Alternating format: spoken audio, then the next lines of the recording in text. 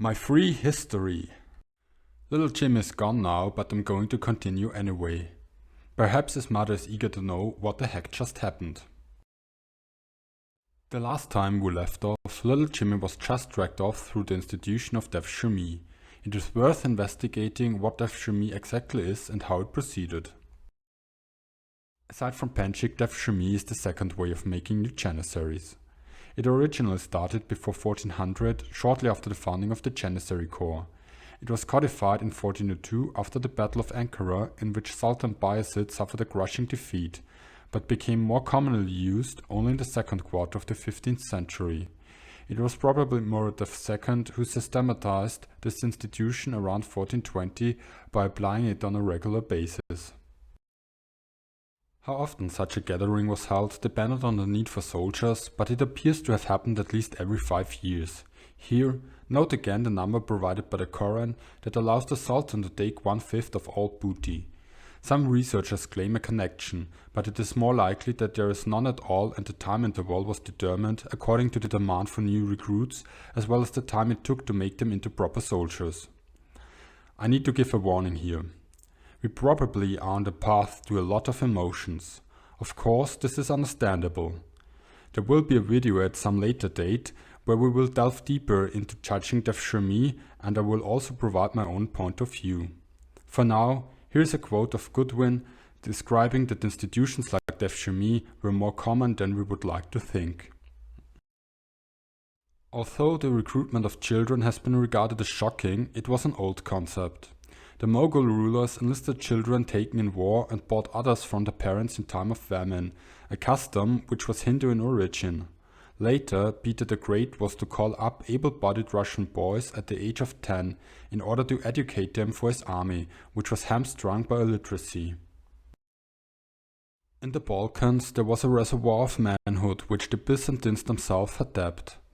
It is probable that some system of levying a toll of boys from the peninsula to come to work in Constantinople, humbly enough, had been instituted long before the Ottoman period.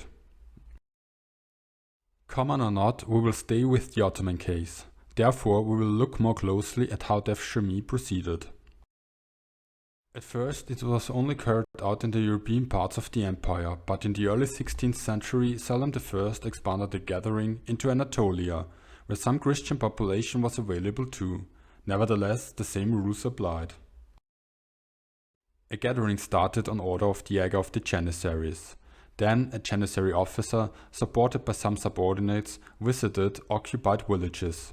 He was known by the kind names horse stealer or drover, which tells you a lot about how people perceived him. He presented his documents to the Qadi, a kind of mayor, and thereby ordered every father to present his sons. This did not happen like a surprise attack as Yilmaz notes. In Ottoman history books, the levy has been portrayed as almost a spontaneous event, where Janissary officers stormed into villages and selected whomever they clapped eyes upon. The documents, however, suggest a different reality. From this point on, the whole selection process could last for a month or even a year. The boys were brought to the village center. There, the Janissaries used the time to check the boys' bodies and faces for physical perfection, since it was common knowledge in this time that a good soul could only live in a good body. In the end, the Janissary officer made his selection. When the process was finished, the boys were organized into groups of up to 200 and sent to Istanbul. On the way, they had to wear a red tunic as well as a red hat. This was not due to fashion, but made them easier to spot if they attempted to escape. Guess who paid for these beautiful new clothes as well as the housing and feeding of the selecting Janissaries? Right, the local people who just lost their children. This fact alone is worth considering in more detail. The longer the selection proceeded, the costlier it was for a village. The cost of supporting the officials put pressure on the population to restrain their interference, and at the same time opened the door for a lot of village politics. Take a moment and try to imagine yourself in this situation. The stakes for you and your sons are very high. At the same time, everybody eyes everybody else. Maybe you do not like someone and get rid of their son instead of losing your own. I'm sure such a situation would bring out the best in every one of us. When the boys finally reached Istanbul, they were allowed to rest for up to 3 days. In this time they were housed and fed by the Christian population of the city. After this, the transformation began. Even their absent fathers were given new names for the purpose of the son's enrollment and were called Abdullah, the slave of Allah, or Abdul Menan, or some other name starting with Abd, slave, to signify non-Muslim, while the boys themselves were given Muslim first names. They were also circumcised, thus signifying their acceptance to the faith. Then a new selection process started. The commander of the Janissaries examined them a second time. We're going to discuss the overall selection process later on. For now, let's just memorize that the best looking and talented boys were sent to the palace to receive further education. The more unlucky boys would become the actual Janissaries, the soldiers. Although soldiers, at least in the first years of their life, they had hardly anything to do with the military. The rest of the crop of recruits were hired out at a nominal 25 akçes a head for from 2 to 4 years to farmers who were old soldiers. They were taught Turkish if they came from the Balkans and were toughened up by being made to practice weightlifting until, allegedly, they could carry 800 pounds as many paces. It was also laid down very reasonably that they were to be well fed. In due course, they were called on to fill vacancies as acemi oglans. Here it should be noted that sometimes up to 7 years as farm workers are claimed. Usually, boys from Romania would be sent to Anatolia and vice versa. Obviously, this arrangement made escapes more complicated. In addition to the physical educations, the boys also learned the new language as well as Islamic practices. After some years of farm work, the boys joined their units. We will talk about that later. Now we take a closer look at the selection process. During Devshirme, the officials had to consider some rules. In this section, we will investigate most of them. First of all, there was a limit on how many boys could be taken. Due to social and economic considerations from every family, one son could be selected at maximum. Families with only one son were spared in order to keep them able to cultivate the land. Furthermore, only one boy in every 40 households was taken. This might seem like a small number at the first glance, but remember that not in every household lived an eligible boy. In addition, selected boys had to be unmarried. Gypsies and Jews were exempted, the earlier because gypsies were seen as unreliable, and the latter because Jews were considered unsuitable for war. Perhaps you should tell that Israel. In cities, there hardly ever was a gathering, because cities were and continue to be economic centers. Next, the boys had to be uncircumcised. This is strange, since no bodily defects were allowed, and that included the loss of body parts. Uncircumcised also meant that Devshirme applied only to the Christian population. Nevertheless, Bosnian Muslims volunteered to be conscripted, and Sultan Mehmed II generously accepted this proposal. Furthermore, the children of priests and nobles were prioritized in the draft, which gives you another hint at the intentions of the Ottomans. We'll talk about the case of Bosnia as well as the effects of Devshirme in much more depth at a later time. Of course, there were also biological criteria. There are still some registers of the selected boys available, for example one from Bursa, so we can have a look at those.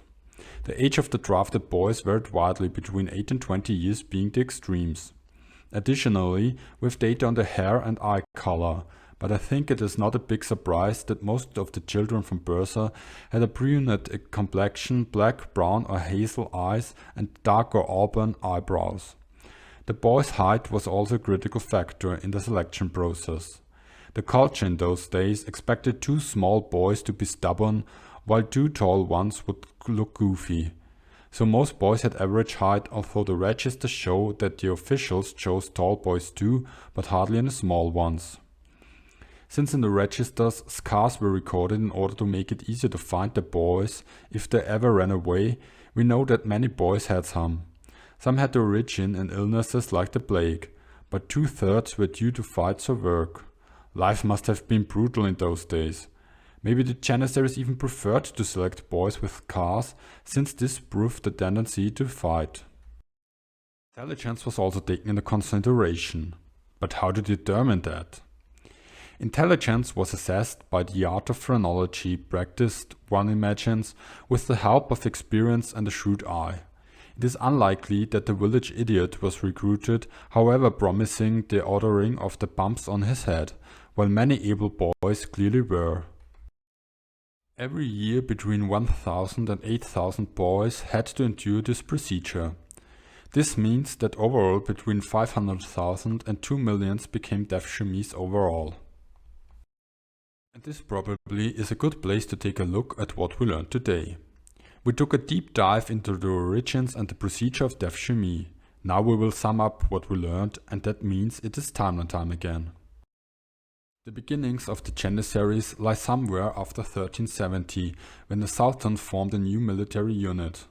For this he recruited prisoners of war through a system called penchik. This system of recruitment soon began to shift to a new method called Devshirme. One of the first records on Devshirme is Isidorus Glaber's sermon, which he gave in 1395. However, the Janissary law, the legal foundation for Devshirme, was established only in 1402. Devshirme became more important in the second half of the 15th century. From that time on, the Ottomans used to gather children from the Christian villages in order to make them into professional soldiers through rigorous training. This reminds me of Janissaries in a very uncomfortable way. The officials selected boys mainly on grounds of their physical appearance, although they had some restrictions on which boy they could take. Nobody asked for the opinion of the boys or their parents. Dressed in red tunics, the boys then marched to Istanbul. After an examination, some were selected for the palace, while most of them were sent to become agricultural laborers before the training would begin. We have already heard about poor Isidorus Glaber's point of view on Devshirme, and in the next video we will find out more details about the stance the affected population took. And now it is your turn again. What do you think about the practice of Devshirme? Tell me in the comments, and don't forget to keep the language nice and friendly. So long, we'll meet again in 2 weeks. Stay critical, stay curious, stay free.